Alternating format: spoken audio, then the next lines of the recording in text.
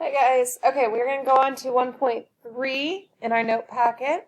This is using midpoint and distance formula. So midpoint is a point that divides a segment into two congruent segments. So let's say that I have this guy and then I have this midpoint. So this is segment AB. Let's say M is the midpoint of segment AB. That means that this little piece is congruent to this piece, and that's how we mark that with the little tick marks to show that they are congruent.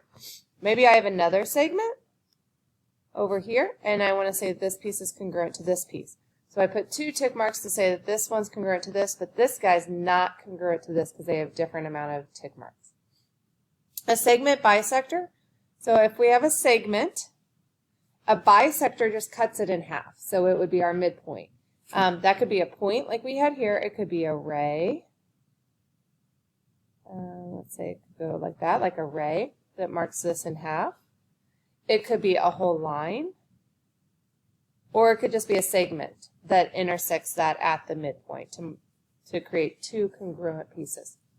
We have midpoint formula. So finding the midpoint on a coordinate grid is just finding your average. It's kind of like if you were going to take your test scores and you wanted to find your middle score, that would be your average score. So if you got a 70 on one test and 80 on another test, you add those two together and divide by 2 because that's how many tests you had, and you would get a 75. Same thing here. I'm going to take my x's, I'm going to add them and divide by 2.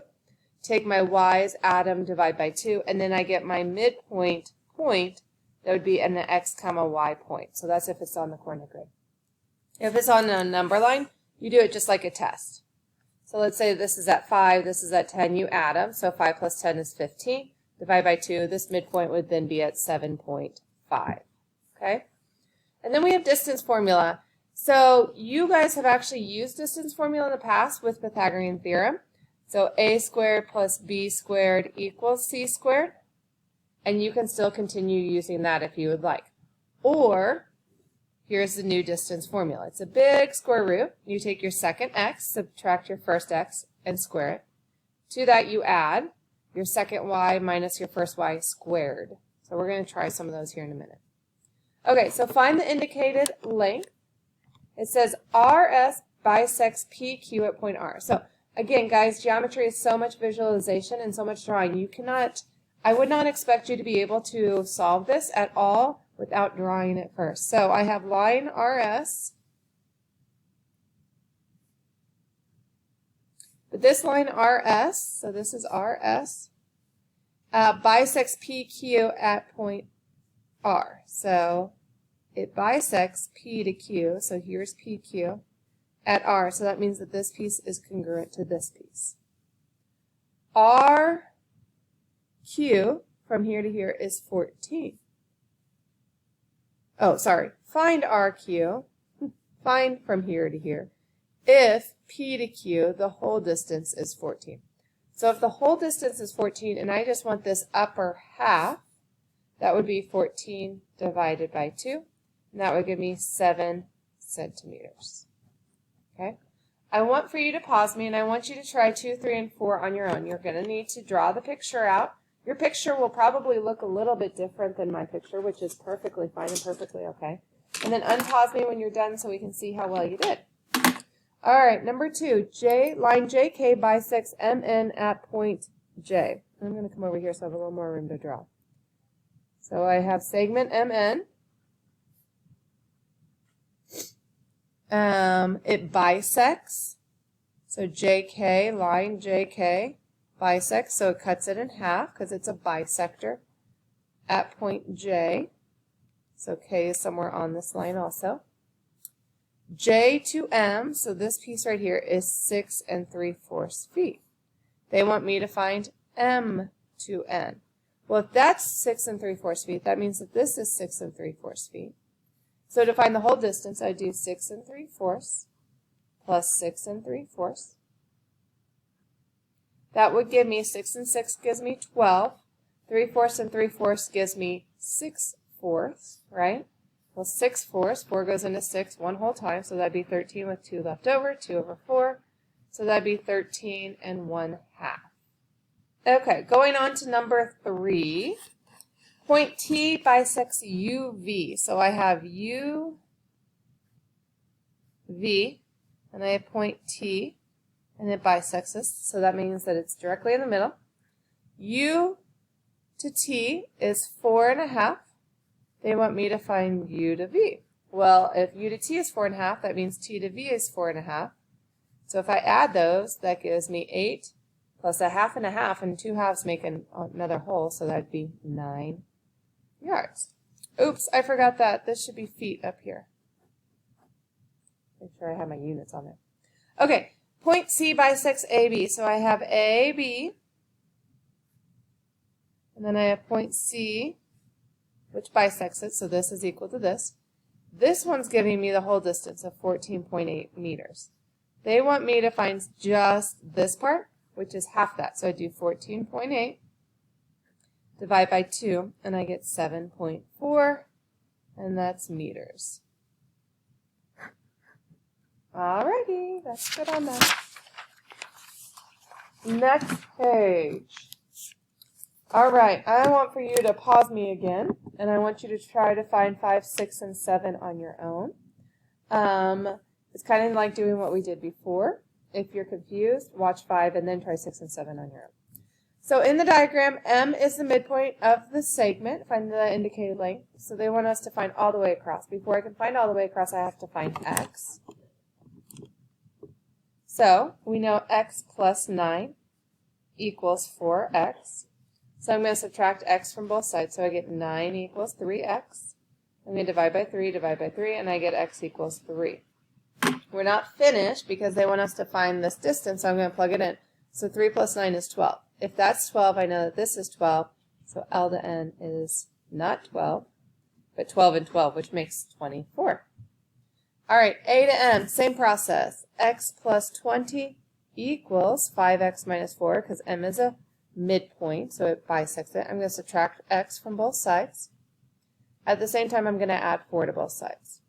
Cancels here, cancels here. I get 24 equals 4X. Divide by 4, that means X equals 6. Plug it in.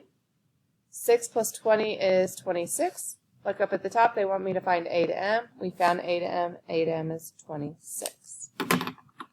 All right, one more of those. M to R, same process though. 4X minus 12 equals negative 2X plus 21. I'm going to add 2X to both sides, so I get 6X. I'm going to add 12 to both sides, and I get 33. I'm going to make sure I did my math correct, because that is going to give me a decimal, which is fine. Divide by 6, and I get X equals 5.5, 5.5. I want to find M to R, so I'm going to plug it in up here. So 5.5 times negative 2 is negative 11, plus 21 would be 10, and I hope all my math was there correct. We hope. Okay, so that's how you do those. Now we're going to get into midpoints. So this one says, find the coordinates of the midpoint if I give you the two endpoints. So this is our formula where we do x plus x divide by 2 and y plus y divide by 2. Okay, so here I'm going to do 4 plus 6 divided by 2. Here's my 4, here's my 6, they're both my x terms. And then my y is negative 1 plus 0 divided by 2. And there I go. So 4 plus 6 is 10. 10 divided by 2 is 5. So my x value is 5. Negative 1 plus 0 is negative 1. Negative 1 divided by 2 is negative 1/2. And that's all you do. Here we do the same. So 4 plus 0 divided by 2. Add my y's. 2 plus 2 divided by 2. 4 plus 0 is 4. Divided by 2 is 2. 2 plus 2 is 4, divided by 2 is also 2. So that point is at 2, 2. Pause me, do 10 and 11 on your own, unpause me when you're done. All right, I'm just going to talk through these. Negative 5 plus 7 is 2, divided by 2, which would give me 1. 5 plus 3 is 8, divided by 2, which will give me 4. So my point is at 1, 4. Negative 2 plus negative 3 is negative 5. I'm going to divide that by 2. Negative 8 and negative 12 make negative 20. I'm going to divide that by 2. When I do that math, I get negative 2.5, or negative 5 over 2. And I get negative 10. All right. The next section is slightly different, and you need to be careful because you're going to have questions like this on your homework and on your test and quiz. This one is different in the sense that I'm giving you an endpoint R and a midpoint, but I need for you to find the other endpoint. Before I was giving you both endpoints, you had to find the midpoint. Here we're kind of going backwards. So we're going to use the same formula. X endpoint plus X endpoint divided by 2. Y endpoint plus Y endpoint divided by 2 gives us our midpoints, right? But here the difference is I have an endpoint R, so we have 6 for X, plus I don't have another endpoint S. They're not giving me the other endpoint S, so we just put an X for that because they have not given us that endpoint. Normally you take your 2 endpoints, divide by 2, and it equals your midpoint. Here my 2 endpoints are 6 and X right now. I'm still going to divide by 2, but I do know that it gives me a midpoint of 0 for the X. Do the same process for your Y's. Y endpoint plus my other Y endpoint divided by 2 will give me my Y midpoint, which is 2. Now, you're going to have to do some algebra here. You're going to have to get X by itself. So you multiply by 2 on both sides, so we're solving just for X to start with. So I get 6 plus X. 0 times 2 is 0. Then I'm going to subtract by 6 on both sides, and I get X equals negative 6. So that means the X endpoint is here at negative 6. Same thing with my Y's. I'm going to multiply by 2 on both sides. So I get 0 plus Y equals 4. Subtract 0, Y equals 4. So this point is at negative 6, 4. Check yourself. Okay. I'm starting at 6 on an endpoint. My midpoint's at 0. What did it do? It went down 6. So to get from my midpoint to my other endpoint, it should go down 6 again, and it does to negative 6. Here, my endpoint is at 0. It goes up 2 to get to my midpoint, so it should go up 2 more to get to my endpoint Y. That's one way that you can check yourself. Let's try another one. Here, endpoint 3 for X, plus I don't know my other endpoint, so plus X divided by 2, but we do know it equals my midpoint of 3. So let's solve for X. I'm going to multiply by 2 on both sides. I get 3 plus X equals 6. I'm going to subtract 3, so I get X equals 3. Now I'm going to do my Y's. Y endpoint is at 4, plus I don't know my other Y endpoint. That's what I'm solving for, so I'm going to put Y there. Over 2 equals my Y midpoint of negative 2. Multiply by 2 on both sides, so I get 4 plus Y equals negative 4. Subtract 4, I get Y equals negative 8. So my point is at 3, negative 8. Go ahead and pause me and try 14 and 15 on your own. All right, 14. Same thing. I'm finding my other endpoint, so it would be negative 3 plus my endpoint of X divided by 2 will give me my midpoint of negative 1. That's for my Y value. That's for my X value. For my Y value, negative 2 plus Y over 2 equals negative 8 in this case. So I'm going to solve for X. I'm going to multiply by 2 on both sides. So negative 3 plus X equals negative 2. Add 3, X equals 1. Solve for my Y value. Multiply by 2, negative 2 plus Y equals negative 16. Add 2, Y equals negative 14. Point is at 1, negative 14. And number 15.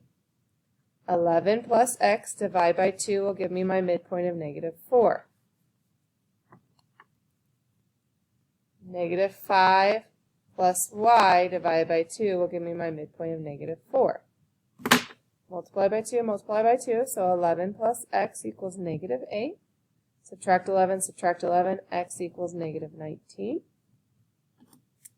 Multiply by 2, negative 5 plus Y equals negative 8. Add 5, Y equals negative 3. Point is at negative 19, negative 3. All right, I am going to finish these notes on the next video. All right, see ya.